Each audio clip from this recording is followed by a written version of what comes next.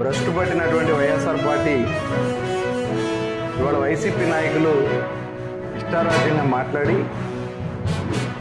వాళ్ళు మాట్లాడినటువంటి భాషకి ప్రజల్లో వచ్చినటువంటి వ్యతిరేకతని ఇవాళ కులాల పేరు చెప్పి మతాల పేరు చెప్పి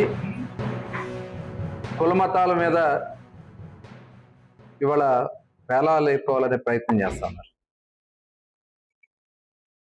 కుల మతాలను అడ్డం పెట్టుకుని రాజకీయం చేయాలని ప్రయత్నం చేస్తున్నారు. నిజంగా ఇది చాలా సిగ్గుచేటు.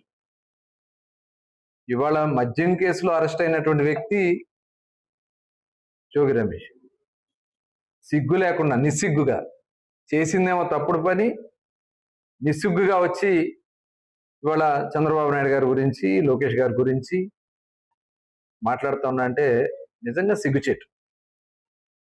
అట్లాగే అంబటి రాంబాబు అతను మాట్లాడినటువంటి భాష చూసాం. ఇవాళ సభ్య సమాజం సిగ్గుపడే విధంగా ఇవాళ అంబటి రాంబాబుని ప్రతి ఒక్కరు కూడా చేదరించుకుంటా ఉన్నారు.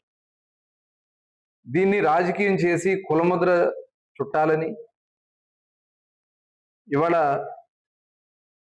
వంగవీటి మోహన్ రంగా గారితో అంబటి రాంబాబు గారిని పోలుస్తాం అంటే ఒకసారి మనం అందరూ కూడా ఆలోచించాలి. మరి ఆయన స్థాయి ఏంటి?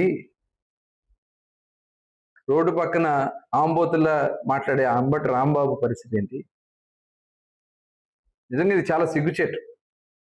తప్పకుండా అప్పుడు మేము చాలా సమన్వయంతో, ఎందుకంటే వాళ్ళు మాట్లాడినటువంటి భాష, వాళ్ళు మాట్లాడినటువంటి విధానం రెచ్చగొట్టాలని, రెచ్చగొట్టి తద్వారా లబ్ధి పొందాలని.